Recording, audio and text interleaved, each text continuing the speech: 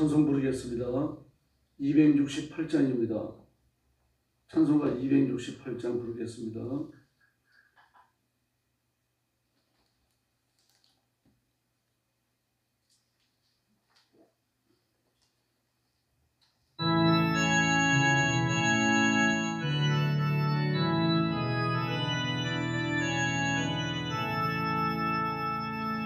죄에서 자유를 얻게 하고 보혈의 능력 저의 보혈 시험을 이기고 승리하니 참 놀라운 능력이로다. 주의 보혈 능력이 있도다. 주의 피 믿어 주의 보혈 그 어린 양의 매우 귀중한 피로다. 육체의 정욕을 이질림은 보혈의 능력 저의 보혈 정결한 마음을 얻게 하니 참 놀라운 능력이로다. 주의 보혈 능력 있도다. 주의 피 주의 보혈 그 어린 양의 매우 귀중한 피로다. 눈보다 더 이길 밝히는 것 보혈의 능력 저의 보혈 부정한 모든 것 밝히시니 참 놀라운 능력이로다. 주의 보혈 능력 있도다.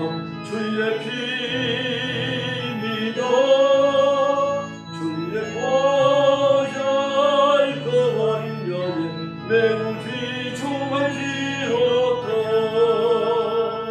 구주의 복음을 전할지모 보혈의 능력 저의 보혈 날마다 나에게 찬송 주니 참 놀라운 능력이로다. 주의 보혈 능력 있도다. 주의 피 믿어 주의 보혈 그 어린 양의 매우 귀중한 피로다. 할렐루야. 269장 부르겠습니다.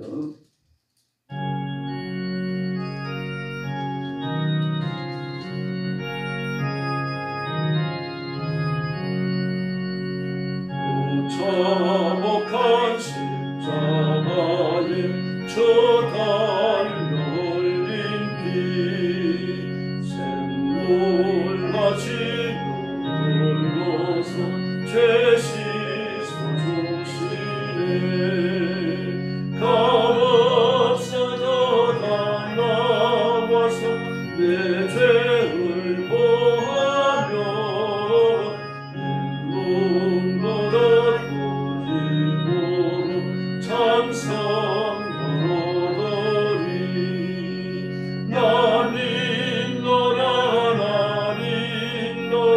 그 보혈 복마로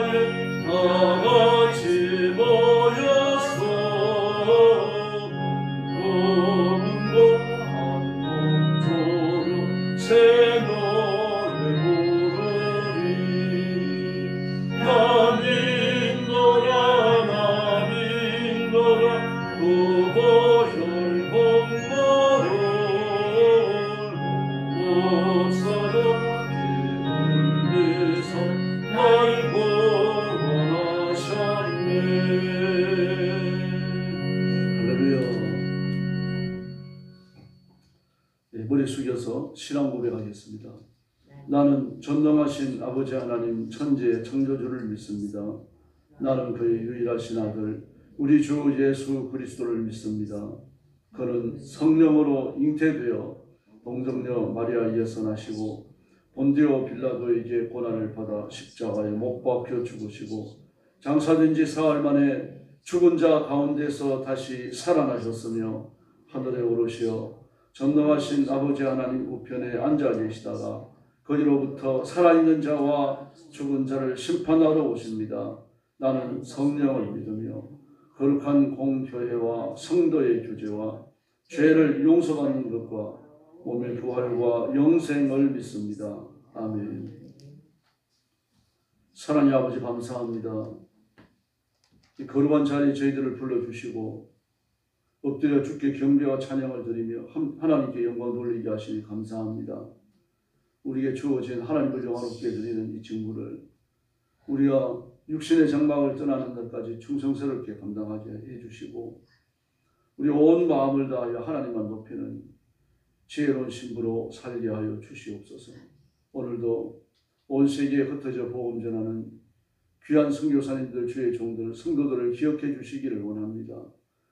억압과 학대받는 땅, 전쟁터, 재난의 현장, 말할 수 없는 고통 속에 있는 그리고 복음 전해야 되며 영혼을 건져야 되는 그 고귀한 사역자들을 돌보시고 때를 따라 풍성한 은혜를 주시옵소서. 필요한 물질과 필요한 인재들을 붙여주시옵소서. 자비하신 주님, 오늘 아침도 저희들이 말씀을 나눕니다. 하나님의 말씀을 정직하게 설교하며 말씀을 들을 귀를 열어주시며 하나님의 뜻을 깨닫는 복된 시간이 되게 하여 주시옵소서. 예수님의 이름으로 간절히 기도 올리옵나이다. 아멘. 하나님 말씀 묵도하겠습니다. 에스겔 36장입니다.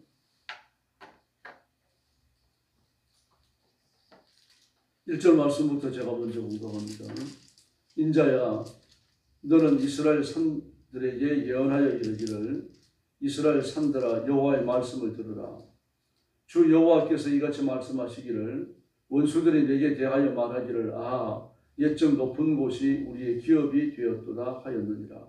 그러므로 너는 예언하여 이르기를 주 여호와께서 이같이 말씀하시기를 그들이 너희를 황폐케 하고 너희 사방을 삼켜 너희가 남은 이방인의 기업이 되게 하여 사람의 말거리와 백성의 표방거리가 되게 하였도다.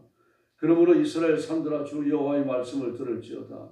산들과 맷뿌리들과 시내들과 골짜기들과 황폐한 사막들과 사방에 남아있는 이방인의 노약거리와 조롱거리가 된 버린 성읍들에게 주 여호와께서 이같이 말씀하셨느니라. 주 여호와께서 이같이 말씀하시기를 내가 진실로 내 맹렬한 질투로 남아있는 이방인과 에돔 온 땅을 쳐서 말하였느니 이는 그들이 심히 즐거워하는 마음과 멸시하는 심령으로 내 땅을 빼앗아 노력하여 자기 소유를 삼았습니다. 그러므로 너는 이스라엘 땅에 대하여 예언하되 그 산들과 맷뿌리들과 시내들과 골짜기들에 관하여 이르기를 주 여호와께서 이같이 말씀하시기를 내가 내 질투와 내 분노로 말하였나니 이는 너희가 이방의 수치를 당하였음이니라. 그러므로 주 여호와께서 이같이 말씀하시기를 내가 맹세하였은즉 너희 사방에 있는 이방인이 자기들의 수치를 반드시 당하리라. 그러나 너희 이스라엘 산들아 너희는 가지를 내고 내 백성 이스라엘을 위하여 열매를 맺으리니 그들이 올 때가 가까이 이르렀습니다. 내가 돌이켜 너희와 함께 하리니 사람이 너희를 갈고 심을 것이며 내가 또 사람을 너희 위에 많게 하리니 이들은 이스라엘 온 족속이라.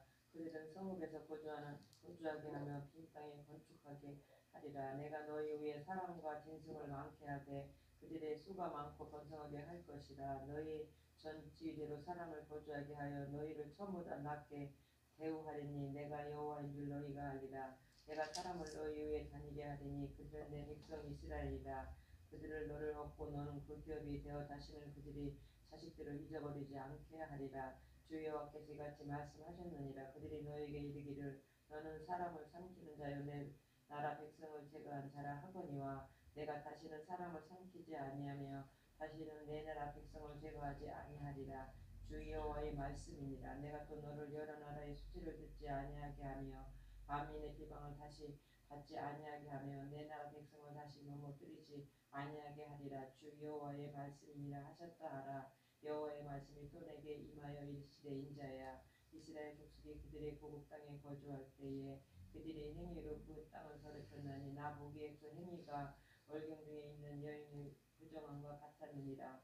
그들이 땅 위에 피를 쏟으며 그 우상들로 말미암아 자신들을 더럽혔으며 내가 분노를 그들을 위해 쏟아 그들을 그 행위대로 심판하여 각국에 흩으며 여러 나라에 해쳤더니 그들이 이른바 그 여러 나라에서 내 거룩한 이름이 그들로 말미암아 더러워졌나니 곧 사람들이 그들을 가리켜 이르기를 이들은 여호와의 백성이라도 여호와의 땅에서 떠난 자라 하였음이니라.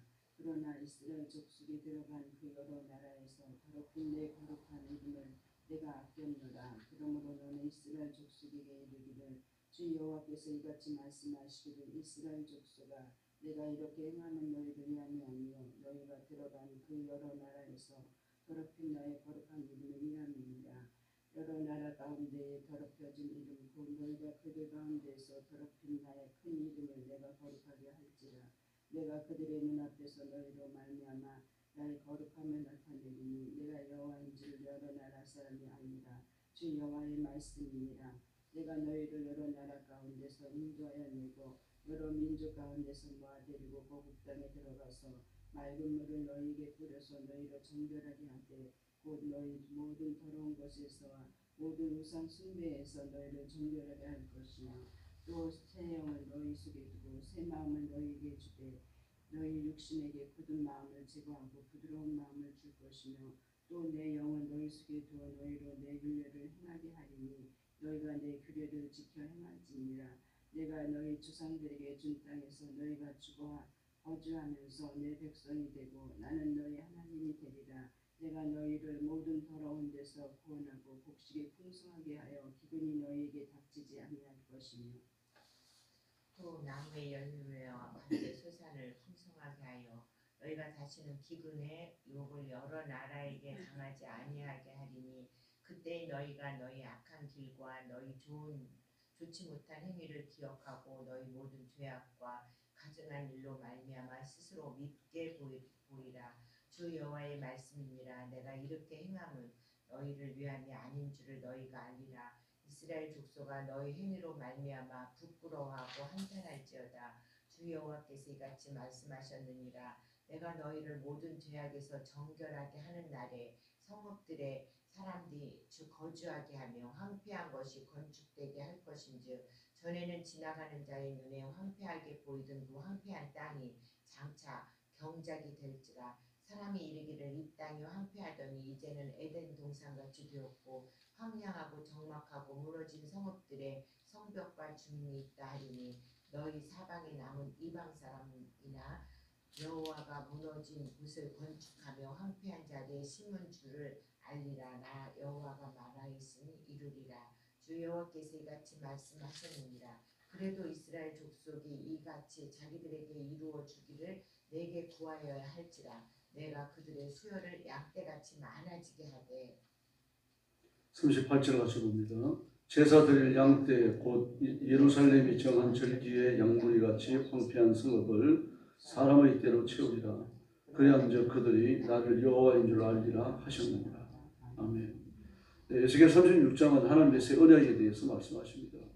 새 언약은 두 가지인데 1절부터 15절까지의 말씀을 보면 내가 이스라엘 백성과 이스라엘 땅에 복을 주 내리겠다.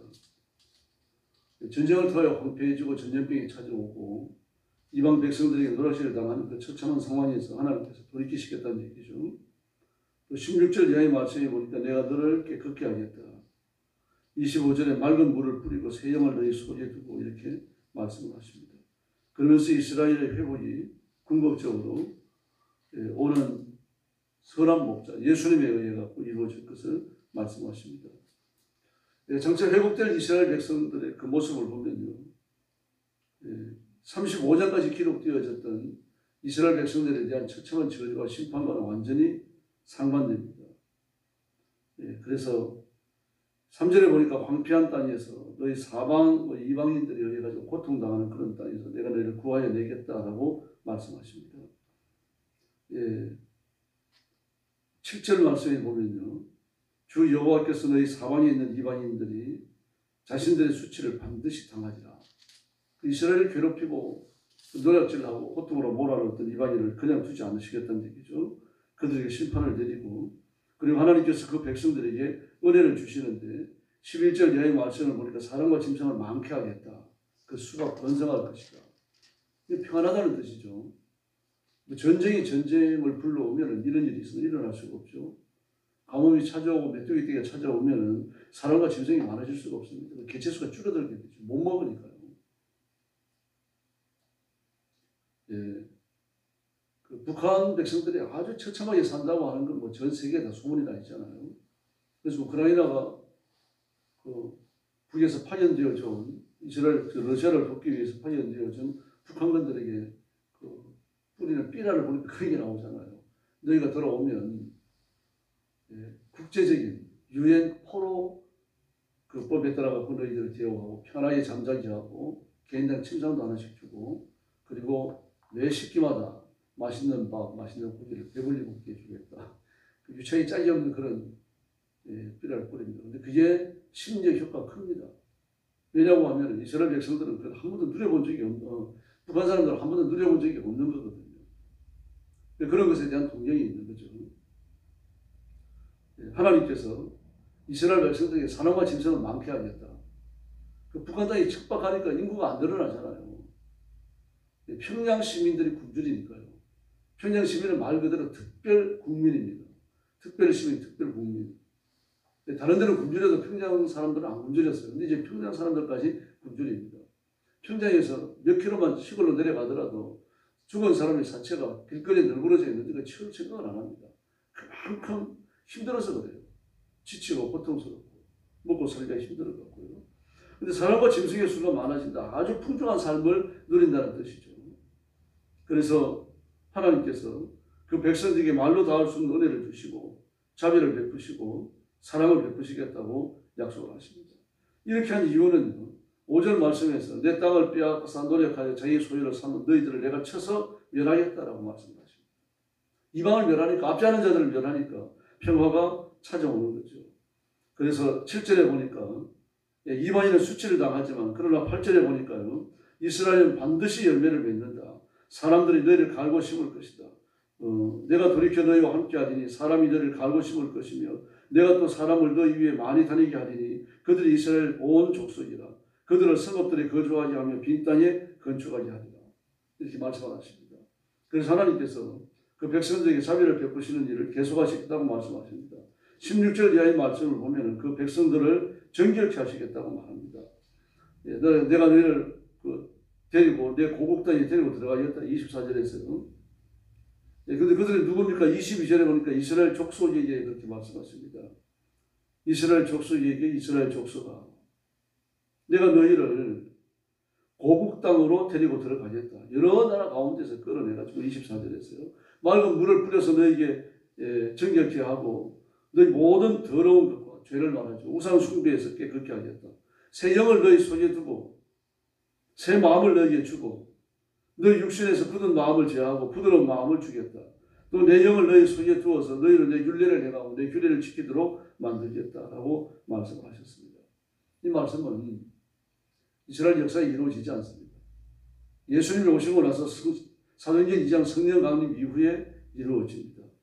그래서 남종과 여종 뭐 그렇다고 하면 종이 아닌 사람들을 말할 수 없는 거죠. 말로도 할 수 없는 거죠. 그러니까 모든 백성들이 예수 믿는 모든 사람들이 성령 충만함을 받는데 그 예수 믿는 모든 사람들의 제한이 없다는 이야기입니다. 부자가 됐든 가난한 사람이 됐든 종이 되어졌든 주인이 되어졌든 하나님이 선택한 사람, 나와서 복음을 듣는 사람, 주님 앞에 인생을 맡기는 사람은 전부 다 성령 충만을 받고 예전에 예측 못했던 축복의 삶을 살게 될 줄로 믿습니다. 이건 우리가 지금 누리고 있는 겁니다. 그래서 29절에 보니까 너희를 모든 그 더러운 데서 구원해 냈기 때문에 곡식을 풍성하게 해주고 기근이 닥치지 않도록 해주겠고 나무의 열매와 밭의 소선을 풍성하게 해주겠고 이런 말들이 쭉 기록됩니다.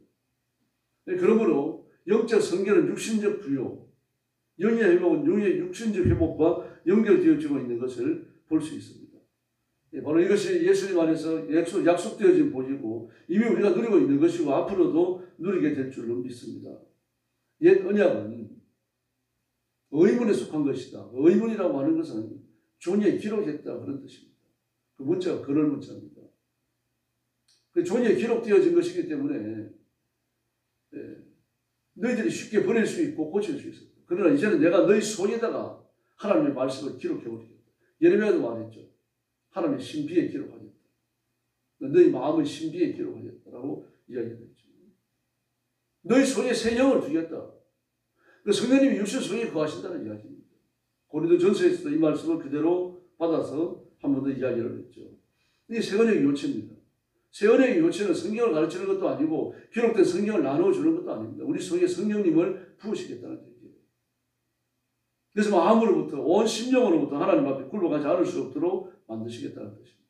그러나 이것은 마술처럼 저절로 되는 게 아니고 우리가 죄와 싸울 때 이루어지는 것이고 사단의 권세를 깨뜨리고 악한 영들을 몰아내고 승리의 노래를 부를 때 우리에게 열매처럼 맺히는 것입니다. 이렇게 새 언약을 주시는 이유가 뭡니까? 우리가 약하기 때문입니다. 육신의 연약함에 빠져갖고 하나님의 이름을 더럽히고 있기 때문이죠. 그러므로 새 언약의 권능은 하나님의 권능입니다. 예수님의 권능이고 부활의 권능이고 성령님의 권능입니다. 인간이 기도 많이 해서 스스로 개척해 나가는 길이 아니고 성경 연구를 많이 해가지고 스스로 얻어서 나가는 게 아닙니다. 하나님이 직권적으로 주시는 겁니다. 이 은혜가 저와 여러분에게 충만해야 할 줄로 믿습니다. 그래서 새 영과 새 마음으로 하나님을 섬기라. 우리는 온전한 피조물이 되어야 된다. 이렇게 말씀하십니다. 그래서 에스겔 36장은 하나님의 사람들, 이스라엘 백성들, 신약의 성도들까지 하나님의 소유라는 인식을 아주 확고하게 자리매기고 있습니다. 비록 이스라엘 백성들이 이방 땅에 살고 포로로 잡혀갔더라도 하나님의 자녀인 것처럼 우리가 이 땅에서 육신 안에 살고 있고 불신자들과 부대끼며 살고 있고 말입니다. 여러 가지 시험과 곤란한 일을 겪고 때로는 유혹을 받아들이고 넘어질지라도 우리는 변함없는 하나님의 아들, 딸인 줄로 믿습니다. 그러므로 그 믿음의 성결, 그 믿음의 자존심, 믿음의 가치를 굳게 지켜야 합니다. 이걸 더럽혀서 나가서는 안 되는 거죠. 그렇게 할 수 있도록 하나님이 도우십니다. 성령님께서 피곤하고 고달프고 시험 많은 세상길에 위로자가 되시잖아요. 우리를 이끌어 주시고 앞길을 보여주시고 어디로 가야 할지 말씀해 주시는 겁니다. 인간은 필연적으로 일생을 고난 속에 살다 죽도록 되어 있습니다. 아담과 하와가 범죄한 이후로 이거 누구나 경험하는 겁니다. 그래 마침내 죽습니다. 죽음은 하나님의 저주, 창세기 3장의 저주와 심판을 실현하는 것입니다. 그 이후에 천국에 들어갑니다. 그러므로 하나님의 저주를 심판하는 일이 없이는 천국에 못 들어갑니다. 반드시 죽음의 강을 건너가야 합니다. 그리고 그 다음에 죽었으니까 그 다음에 새 생명으로 일어나 하나님 나라에 들어가는 것이고 그 다음에 부활하는 겁니다. 죽음이 없이는 부활도 없죠. 예수님과 함께 십자가의 죽음이 없이는 예수님과 함께 사는 것도 없다는 이야기입니다. 그 바울은 내가 정과 욕심을 십자가에 못 박았다. 나는 예수 죽인 것을 몸에 질 것입니다. 나는 예수와 함께 죽었다. 십자가 위에서 예수님과 함께 죽었다. 이렇게 똑같은 말을 세 번이나 반복합니다. 표현을 달리 해갖고요. 우리가 죽지 아니하고는 새 생명 못 얻습니다. 육신의 죽음이 없이는 부활도 경험하지 못합니다. 그러므로 죽음을 이상하게 생각할 것도 없고 죽음을 두려워할 것도 없습니다. 다만 중요한 것은 성령님이 우리 인생의 위로자가 되신다는 사실입니다. 그 위로자, 그 능력, 그 권세는 죽음도 이겨낼 줄로 믿습니다. 오늘 새벽도 성령 충만함을 구하시고 성령의 은사를 구하시기 바랍니다. 그래서 그 능력으로 무장하고 이 땅 위에서 승리하며 아름다운 축복의 발자취를 남기고 하나님의 품에 안기는 성도들이 되기를 예수님의 이름으로 축원합니다. 기도하겠습니다. 자비로우신 아버지 감사합니다. 오늘 아침도 저희들을 부르셔서 주 앞에 나와 엎드려 경배하게 하셨사오니 저와 사랑하는 성도들을 품에 안으시고 복내려 주시옵소서. 성령 충만하여 이 세상에서 하나님 한 분만 의지하고 한 분만 믿고 살아가게 해주시고 우리가 걸어가는 발걸음이 우리의 신앙을 고백하며 능력으로 승리하며 천국에 이루고자 하는 간절한 열망을 나타내는 아름다운 흔적이 되도록 주께서 역사하여 주시옵소서. 유혹을 받아들이고 시험에 넘어지는 자가 없게 하시고 용서와 같이 일어나 싸우고 생명을 걸고 싸우고 오직 영적인 성결과 하나님께 영광 돌려야 된다고 하는 이 고귀한 직무의 보호를 위해서 우리가 온 힘을 다하며 생명까지 내던질 수 있도록 도와주시옵소서. 예수님의 재림을 기다리고 자신을 단장하는 지혜로운 신부가 되게 하시고 그리고 이 땅에 살면서 하나님의 복을 받아 장대한 삶을 누려 하나님의 통치를 선포하게 하여 주시옵소서. 오늘 새벽도 기도의 새 능력을 주시기 원하오며 예수님의 이름으로 간절히 기도 올리옵나이다. 아멘. 주기도 드리겠습니다. 하늘에 계신 우리 아버지, 아버지의 이름을 거룩하게 하시며 아버지의 나라가 오게 하시며 아버지의 뜻이 하늘에서와 같이 땅에서도 이루어지게 하소서. 오늘 우리에게 일용할 양식을 주시고 우리가 우리에게 잘못한 사람을 용서하여 준 것 같이 우리 죄를 용서하여 주시고 우리를 시험에 빠지지 않게 하시고 악에서 구하소서. 나라와 권능과 영광이 영원히 아버지의 것입니다. 아멘. 합심 기도하겠습니다. 사랑의 아버지 감사합니다. 오늘 아침에 주 앞에 와서 드렸습니다. 하나님 은혜를 바라보는 간절한 마음을 주시고 내 발로 걸어 주 앞에 나와 엎드리도록 건강을 주시고